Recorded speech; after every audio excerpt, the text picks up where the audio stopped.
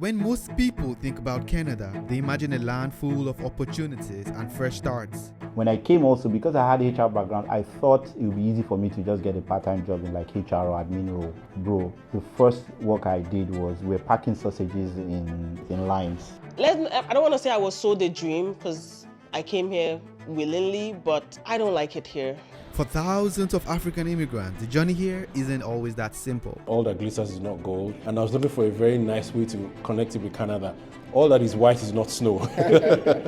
Coming from Nigeria, relocating to Canada is one of the most talked about topics. Almost everyone seems to know someone who has moved or is planning to move. So I decided to come to Canada myself to see what life really looks like for immigrants who left home with hope to build a better future. But what people shared with me wasn't exactly what I imagined life here would look like. Hi, my name is Fola and I live in Calgary, Alberta, here in Canada. My name is Omono. I'm a Nigerian Canadian based in Toronto. My name is Tunde. I'm a Nigerian Canadian. My name is Mabel. I am Nigerian living here in Calgary. Hi, my name is Tiwa. I'm a Nigerian living here in Toronto. As you can see, it's snowing outside. From the freezing cold morning to the loneliness, the fast declining job market, and the silent pressure to succeed no matter what. It's still not easy over here as well. There's a lot of tension, there's a lot of burden. As I walk around the city, I also noticed something else, a surprisingly large homeless population and a rising drug problem on the street. A new report shows the problem is getting worse. It's estimated 85,000 people were living on the street in 2025. But at the end of the day, everyone's story here is different. Some people find their purpose here, others lose themselves trying to survive. Some build successful businesses from nothing, while others quietly wish they had never left home. Are you going to move back to Ghana at some point? Yeah, 100%. I'll move back. So I am here in Canada to see it all, the good, the bad, and the ugly. So if you enjoy real stories about life around the world, hit the subscribe button and join the family here on my YouTube channel. I just arrived Toronto. All right, we're here in Toronto. Toronto.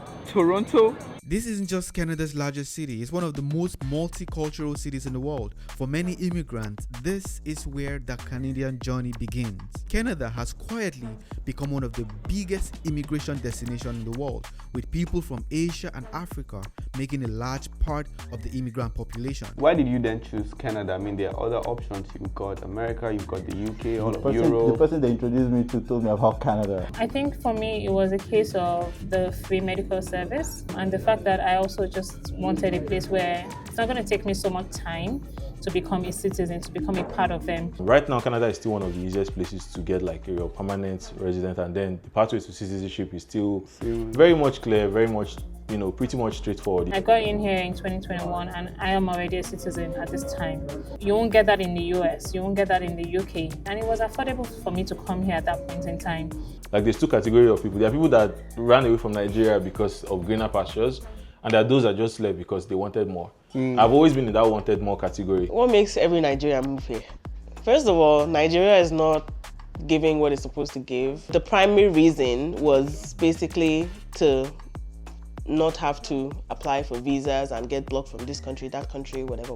United States was the main one I was always thinking about, and UK was always there as well. And but the idea was to go to university in these countries. Canada was never really on the horizon. It's not a country that at least I was thinking about back then. I think now people think about Canada a lot more now. I chose Canada not because it was cold, not because I felt that there were job opportunities. I just saw it as a place where I can start my small young family and establish myself here as well. But it's unfortunate how the people back home would look at us on social media or just believe that they have siblings abroad and they just feel like everything is fine. And you have to send money back home. And you have to still Do you send a lot of money back home? For me, I am fortunate. I'm the last child. My parents are good.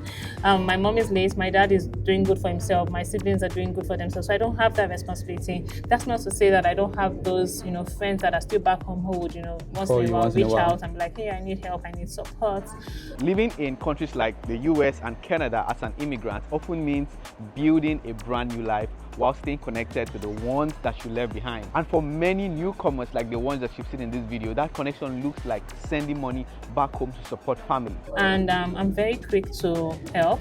And that is where today's video sponsor, LemFI, comes in. It allows you to send money internationally with competitive exchange rates directly with your smartphone in just very few steps. But here's the sweetest part.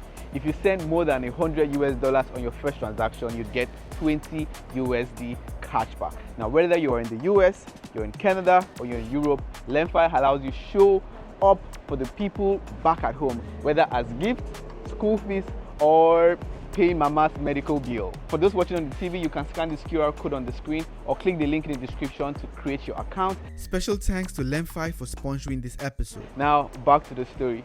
I chose to move to Canada in 2012 because there was just a better chance of education for what I wanted to do. I was looking to do chemical engineering, and Canada just had the best opportunities and more scholarships. And if you know anything about scholarships, the more scholarships you have and you accumulate, the better the funds are. So that was important for me. International students have become a major part of Canada's economy. In 2022 alone, they contributed over 37 billion Canadian dollars through tuition, housing, and everyday spending. I moved to Canada in 2022, primarily because for the children, to give them a better chance at a life, at education, especially when it comes to tertiary education, right? So to understand this better, let's meet up with Tunde. Hi everyone, my name is Tunde. I'm a Nigerian Canadian and I build businesses around immigration and education. How much do you need right now to relocate to Canada? For students, depending on the type of school you come, let's even say you come for a postgraduate certificate, which can be around 18 to 20K. That's 20K tuition for a one-year program. Your proof of fund is 22K, so that's 44K already. And then you now have to put into consideration, let's say first 6 months, the person doesn't have a student's job that can help them pay their bills, so they have to also hold that money, right? For rent, depending on the city, let's say the average of $800 per month. So let's say 800 times 6, $4,800. Then you have to, like, let's say give or take 10,000. So 10,000 plus 44, that gives us 54,000 Canadian dollars for an international student. Though some people will argue that you don't need all that money, which is true, but that's what you should look at for a year in terms of proof of funds and living expenses. You need $50-something thousand. Exactly, for tuition and everything. Tuition and surviving. And surviving, exactly. International students are key part of how Canada's education system is funded, and for many years, studying in Canada was seen as one of the most reliable ways to get permanent residency and eventually citizenship. And that's why we see that over time, Canada is also now regulating the number of people that come in, because when people come, they like to stay. But recently, new restrictions and policy changes have made that path less predictable. The Prime Minister announcing that Canada will be cutting down on the number of temporary foreign workers. The government also plans to reduce international students. Don't come as a student. If you come as a student, you're wasting your time. You're wasting your time, you're wasting your tuition fees. Go and use that money and build a house or something. Because as a student here, you're still coming to pay tax. Come as a permanent resident. Because now they've even limited like the options for students as to the courses you can study. If you're not studying PSW, construction, or something that is vital to what they need to the economy, there's no point. Don't bother. It's just easier to come as PR, because even the opportunities that you get as a permanent resident, you're not going to get that as a student. Another big reason people love to move to Canada is the healthcare system. It's free, basically. It's free? Yes. I know a lot of people myself who have gone through the healthcare system, and they come out without a bill, because we all pay into the system. Right. But so right now, if you have major illness, you need surgery. If let's say I decide I need a new brain. A new brain? A new brain. They will give it to you for free. They give it to me for free. While Canada's global image is very positive, there's another side that doesn't get talked about as much. The skyrocketing cost of living. 2 million Canadians had to use the food bank in 1 month alone. No wonder crime is rocketing. This is where I'm staying. I paid $150 per night for this 2-bedroom. It is nearly 50 kilometers away from the city center. If the same place was to be in downtown, it could easily cost around $350 per night.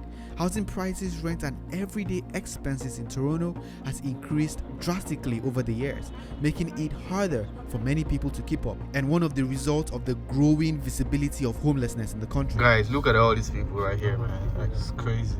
Well, why do you have a lot of people here? This is the drop-in center. It's a rehabilitation center for the homeless and anybody that's addicted. It's about I don't know, 5 to 1,000 people use the facility per day. Wow. Yeah, they feed them and they house them here. Yeah. So you'll get a lot of that influx coming and going from this area. We got you. You're safe. It's okay. We got you. I can get home. It's okay. 1, helped you. So it's actually quite interesting to see like the officer here is actually helping them. He's actually helping them. But I want to find out like really like why are they allowed to take all of these drugs? There's also a serious drug crisis, particularly involving opioids. As I walked around the city, I couldn't help but notice how common homelessness here has become, along with heavy use of substance like fentanyl among some people living on the streets. All of them are doing drugs, like literally all. I think the situation is getting better now because it used to be a lot more. Look at this. What are they doing here, man? Damn. Wait. Okay, now that is crazy. That is crazy. So officer, why do you let them do drugs here? I don't. We try and stop it and get them into detox, right? If they want it. If they want it. But if we see it, we stop it, okay? Like. But now I can see some. Are you gonna stop them? Where are they smoking? Where? You don't understand addiction then, do you? I don't understand. Hey, buddy, put the alcohol away. You shouldn't be recording. No drinking in public. You don't understand. So you want to tell me about it? Is this a safe place? Can I walk around myself? You can't guarantee that? The officer can't guarantee me walking around. Okay, now I must not walk around because I was just gonna take a walk to the end and come back. You could. I think you'll be okay. You think so? Looks like you can run fast.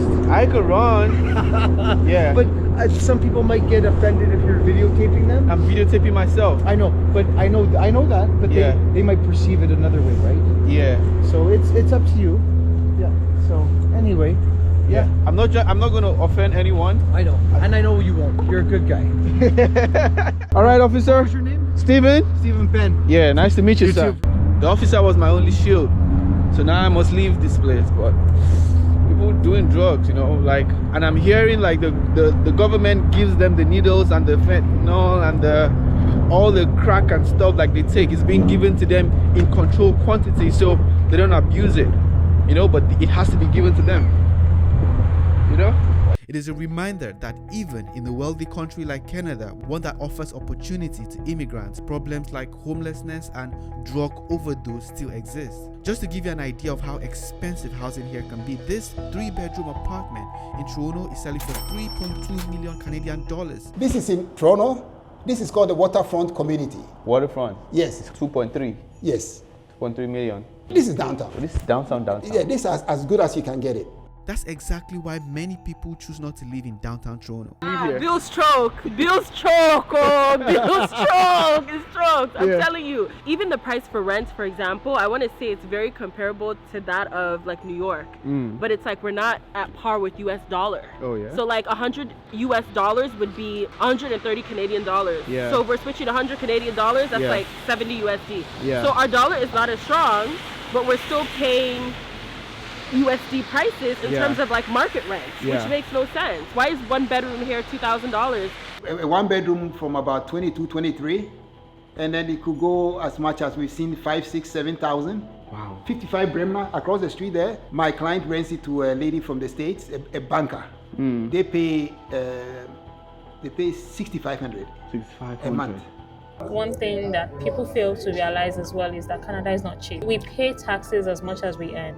So the higher you earn, the more taxes you pay. Okay, give me an example. Let's say So you're doing 80,000. Okay, 100,000 a year. So 100K a year would be about 8,300, right? Month. Yeah. But your take home at the end of the month may not be more than $6,000. What are those taxes that you have to pay for? Oh, there's so many taxes. There's the federal, there's the states, there's a lot of hidden taxes as well. There's CPP, there's EI that you have to sort. I mean, there's just a lot. I mean, of course, I know there's a benefit for that. We have good roads, we have the hospitals, we don't pay for medical, but personally, I just feel like these taxes, they're too much, right? You earn a lot, right? But at the end of the month, you just have enough to pay your basic bills. And that's why you see in Canada, a lot of people, if you're single, I think you thrive well in Canada, but once you're married and you have kids, there's a lot of tension, there's a lot of burden. The average income for a couple is about 120,000. Here in Canada? Yes. Okay. The average detached house is about 1.1 million. I mean the GTA. So does that mean they can afford it? They can't. They can't. That's what it is. That's very unfortunate for people here, like even like newcomers to Toronto, or like people who are earlier in their careers that want to start off their life, but they can't afford homes. That's a huge housing in Toronto. That is a huge problem here. Is that why they're homeless people? There is, yeah. It's a huge housing issue. Yeah. Housing crisis here. Because even here, like right now it's snowing. Like there are some places you go, you're going to see these homeless shelters and stuff like that. It never used to be like that. It was very small, but now it's increasing. It's increasing. And you will find a lot of people on the street. It's not going down. Homelessness is increasing. It's about the cost of living. Aside from the high cost of living, the weather is another big adjustment for newcomers. Canada's winter can be extremely harsh, with temperatures dropping far below freezing.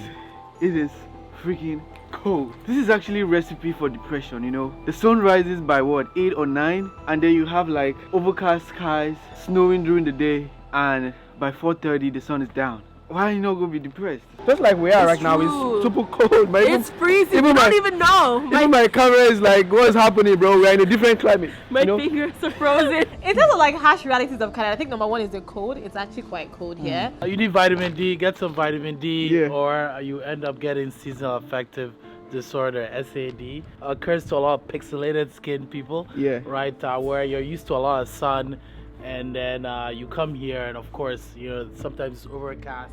There's less sun around. The sun goes, sun sets much quicker than in most places. And so that just affects a lot of people. And so that's why it's very good to obviously get your exercise in, but you could also need vitamin D. You suffered from that when you initially moved here? Yeah, for sure. It was a struggle leaving the house, you know, but of course you still got to do what you got to do, man. Woo! Snow! Oh my god! Oh my god, it Bad is decision. cold. Oh, have you ever had frostbite before? You knew someone that had frostbite? No. Look at our backyard. Damn. So you need to pay someone to clear all of this, yeah? Someone comes in to clear all of this here because it's a condo. But for most people, they have to like do that themselves, right? Shovel the snow themselves. Look at people's bicycles, all of this. Canada is very, very cold, you know, compared to like some certain places in US or compared to like Europe. In Winnipeg, you're talking about minus 38 degrees, you're talking about minus 40 degrees. You know, freezing point is just 0 degrees, right? So imagine, you know, going up to like 38, minus 30. The weather situation, like it gets cold like half the year, and summer is literally like 2.5 seconds, and then you're back to winter. It's just too cold. Like, why is it so cold? Like, coming from the UK to here, like this jacket that I have is like what people use to go skiing in the UK. Like, why am I wearing this every day? No. Like, temperatures should not be minus. They should not even be minus in the first place. I came in around January, so that was like normally like the heat, you know, the kick of winter, you know, like it was very, very cold, like minus 25, 27 degrees, you know, and I had a job interview one day, and, you know, I missed my boss because I didn't really understand how the bus system works then, you know, and I was outside in the cold. I was really, really cold. I had to call the police, like, please, I need help, you know. Yeah, because I was freezing. I felt like I was gonna die. Yeah, you know. So, you know, I mean, just moving from like, you know, 40 degrees, you know, 38 degrees down to like, you know, minus 25, minus 28, you know, it's different, right? Like, you know, so that was the first major shock that I had. Yeah, I'm all kit up. I have multiple layers. You know, I have a hoodie, an inner shirt. I have a big leather jacket, you know, to keep me protected. What's the worst winter you've experienced in Canada? It was actually last year, funny enough. It was just the size of the snow that was falling. Like, you have like, I think maybe 20 centimeters or whatever snow, and you have to shovel and shovel and shovel, especially if you don't pay people to come help you clear the snow, right? Because here, it's not like back home where labor can be cheap. There's a certain income that you have. You can hire some certain people to work for you. But here, you have to pay somebody at least maybe 50K to be able to work for you per year. 2020, actually. And I parked at Goodwill, and I had to like go to the trunk to help bring the stuff down. Just within 3 minutes, I wasn't putting on gloves. It was minus 38. 3 minutes I was outside with my fingers exposed, and I had like really terrible frostbite. It hurt so much that I started to cry. Like, when I got into the car, I had like the heat on just like this on the highest. It was so cold. it hurt so much. It felt like something was stinging from the inside, and my fingers felt like very numb. That was like my first time experiencing it that way. I cried until I got home, and I was like, who sent me here? Why am I here? Tears were coming out of my eyes. My hands were almost freeze. I would put them inside my pocket. I couldn't do anything, and then I then fell. My hand entered the ice. Jesus. I was just begging God, please, I want to go back home. Jesus, I can't do it. Yeah. It was that was one did of the anybody experiences. come to help you out? No, nobody helped me. Nobody will stop for you. People just came. I mean, because it was like really cold. When everybody's cold, like their eyes are focused on the road. And the place where the bus stopped me, there was no like shops or anything, so I had to walk. Like during the winter ahead, a lot of people get very depressed here. Absolutely, yeah. Because it's cold. Just and like you don't have the sun. Just right? imagine, like this is typical London, right? Yeah, exactly. Yeah, like you don't get sun. Everybody just covered up, so you rather want to stay home. Yep. And that's when one of those days. And that's when the depression can set in now. Especially on a Friday, like everyone comes home from work. People don't want to go out. Don't want to go out. Yeah. Then you start thinking like, man, have I made it in life? Can I travel? Now I can't afford to travel. Can I go to Maldives or Zanzibar? Or, you know. Exactly. And then you're looking at your account and your account it's not speaking the same language. No, it's not. And then you're home now depressed. Yeah, exactly. There's Okay. no way out. Is that us? Okay. So would you usually use Uber when you're moving around here? Usually I'll do, yeah. Uber. Or they'll take the subway. Yeah. It's one or the other. Okay. Getting around Toronto was always one of the things that surprised me the most. At first, I planned to just Uber myself around the city, but after a few rides, I realized quickly how expensive that could get. So I found myself jumping between subway trains and streetcars, and also buses. It may not always be the fastest option, but it's definitely the most affordable way to get around an expensive city like Toronto. Over 10 days, I spent around $105 on just transportation, and I moved around a lot. Food is another thing that can quickly drain your wallet. So most of the time I found myself going back to the Afrobeat Kitchen, the African restaurant where we interviewed the owner in the last episode. We're here, people from Australia have come here. I know like some people, they come all the way from they come all the way from the US. Like in the summer, a lot of people come from the US and they usually come, they'll be like, we'll be following you on your social media. We'll say whenever we come to Toronto, we want to visit you. And then there is the job market. What used to be a booming job market has become much more competitive, especially in big cities like Toronto, where thousands of newcomers are all competing for the same opportunity. One of the most crucial points would be the job market. That's like, it's really hard. Even for me, as I was saying, like I did university here, I went to UFT, I did everything right. Even me, I was without a job for like 2 months. Luckily, by the grace of God, I found a job. So, your girl's employed. Yeah, the job market is really hard. And I would say try to find something lined up before you come. And if you can't, try to get an internship or an apprenticeship or a co-op. So these are going to be like very lowly paid or unpaid positions. But it's going to set you up in a position where you have experience in the Canadian job market. You know how Canada opened their doors very recently to a lot of immigrants? Yeah, they did not make enough provision in terms of work for people. So that competition is high. And don't forget that they also have their citizens that's, first priority for them, right? So it's a toggle. When I came also, because I had HR background, I thought it would be easy for me to just get a part-time job in like HR or admin role. Bro, the first work I did was we're packing sausages in what do you call it, in lines, in cold rooms, right? Where we're packing sausages and stuff like that. You stand 8 hours per day. That's a shift. For real. And you have just maybe half an hour within that 8 hours to just go and have your lunch, and then you come back and continue. Honestly, bro, I have to be honest with you here. The job market is in shambles. Pre-2020, people used to change job as if, when they say money na water. Like, job na water as at that time. I can't lie to you. As much as you change your jobs, you get more money. Right? That's what happens, right? But now, you can be in the labor market for like 6 months, 7 months as a newcomer, even much more, looking for that job. When we came here, you couldn't walk more than a block and not see help wanted.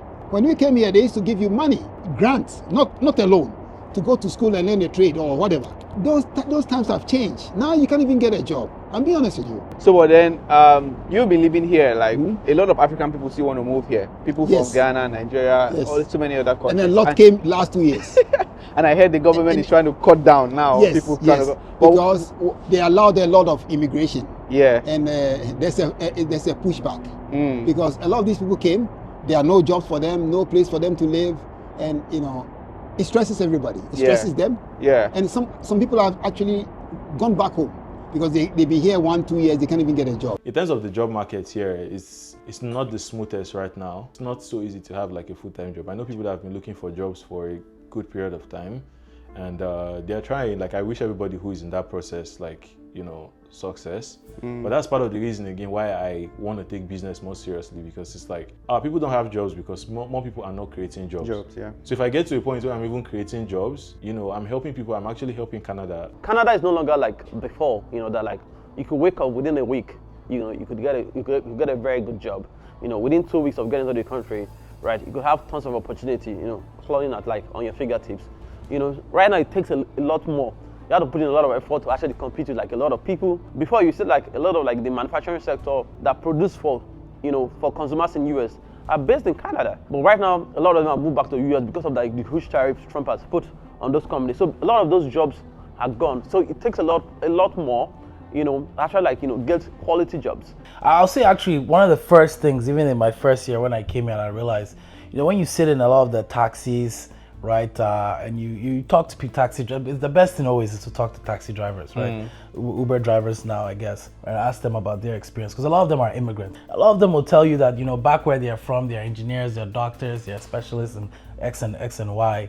But when they came here, you know, they came with the promise that they would get jobs of a similar ilk. Yeah. But what they find really is that it's very hard to get those type of jobs. There are always these hidden obstacles. You know, they tell you to have Canadian experience. How do you get Canadian experience if you don't get a job first? That's right. Times they ask you to even go back to school to relearn what you already know, because they don't, you know, the credentials that you had from your country are not, you know, cannot be utilized here. And so I think that was one of the first few things I realized, that this place is not, you know, fully a utopia. I studied global business management and I'm still looking for a job.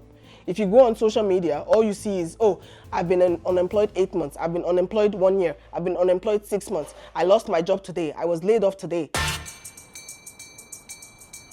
And then there's something you simply cannot miss wherever you are in Toronto. No matter where you are in the city, you are probably going to see it. It is the CN Tower.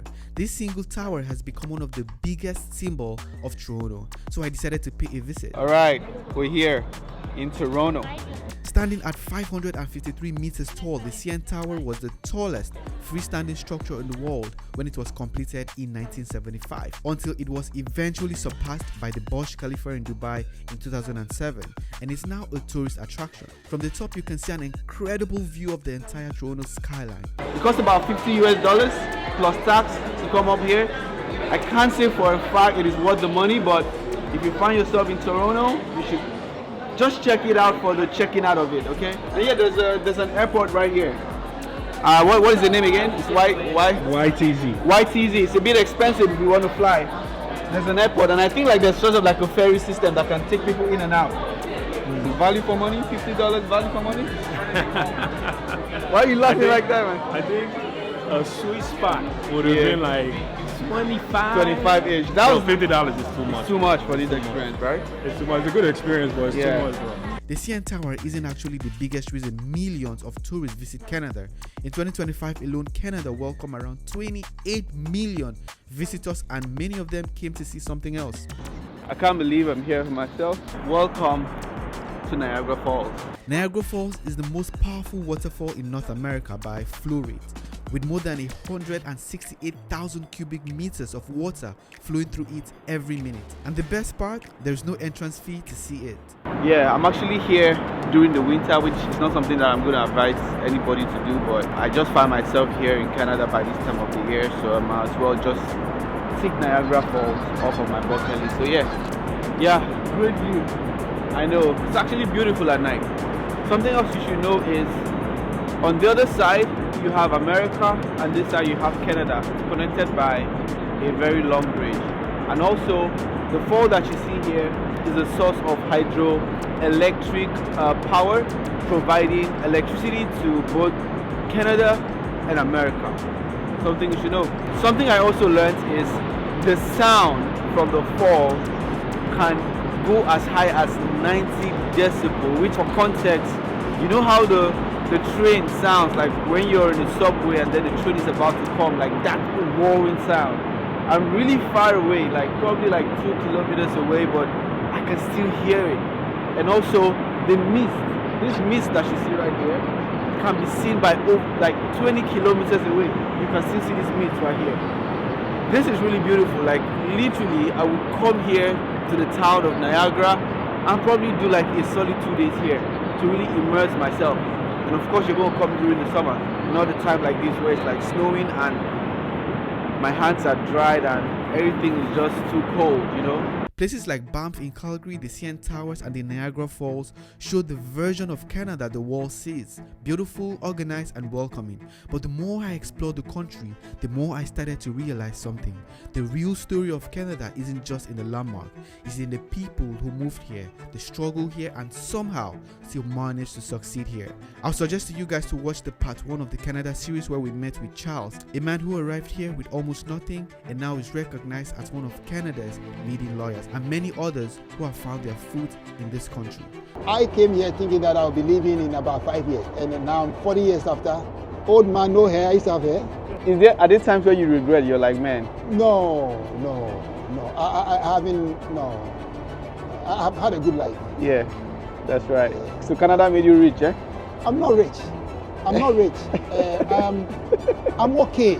Well, whatever you built here, do you think you'd have been able to build it in Ghana? It's possible. I've seen some people do incredibly well in Africa. The great moving here is the fact that I don't get to see my family as often. You could lose a family member in Nigeria and you might not be able to go. I lost my sister February 2020 and it was so sad because I couldn't go home. If there's any regret, it's really being far away from home, far away from my family. And that's what Japa has done to a lot of people. That's what has done to a lot of us. We can't really be there for those we love, right? Either when they are grieving or even celebrate with them when they are having some great celebration, right? But then another thing that I feel like people don't really talk about a lot with Canada is maybe the loneliness. Like it gets to some people. It could be lonely for you. So when people are coming here, I always tell people, identify a community and try to see how you could, be part of that community. If there's no community, try to see what you could do to actually like build a community, connect people together. You struggle to find people to go to restaurants with. If you're a Christian, you struggle to find people to go to church with. If you're a creator, you find people to go to do shoots with. Community is literally one of the most essential things that a lot of people face when coming from a place like Nigeria to Canada, because it gets lonely, it gets sad, it gets depressing. The weather is just so gloomy sometimes. The cold is not just adding to it. Majority of my family members are in Nigeria, so that was kind of like a tough thing for me to handle. Another thing I would say, the tough reality, I think we need a lot more real conversations about migration. Some people come here and expect that we're coming to heaven sometimes. I really and truly, I feel like they're not well prepared and they come here with shock. They clock them. I think when they come here, they will sleep. They're coming to walk. Okay? Plus taxes. They clock them. If they don't walk, the government will do what? Come for you. Come.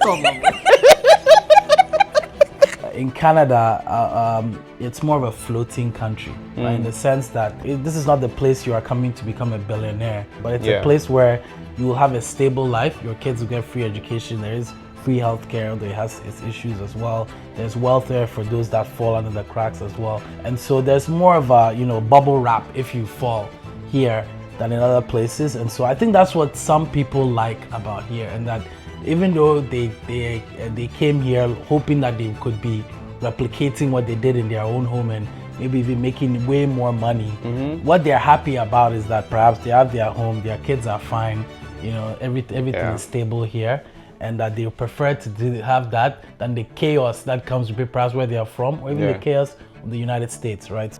Do I think I'll ever move back to Nigeria? So as of today, absolutely not, because I'm not saying that Canada is all like roses and cherries and ice cream. It's not all that. But Nigeria, like the obstacles against you is plenty, is much. Like you're dealing, I can't imagine myself at this stage dealing with NEPA, water problem, bad roads, your car broke and the price yesterday is not the price today. At least here, Canada is staying like the same. Nigeria is going, and I don't want to be a part of that. Like unless there's like a radical change, then not for me. As much as people want to japa from Nigeria, I actually see myself living 6 months here in Canada or 6 months in the US and living the other 6 months in Nigeria. And I have a friend who does that. She's like me, Canadian born, but like parents are Nigerian, and then she comes here for the other half. During this time, she's in Nigeria. In the warmer months, she comes back. You should also do the same as well. And that's the goal. Thanks for watching, and I'll see you in the next episode.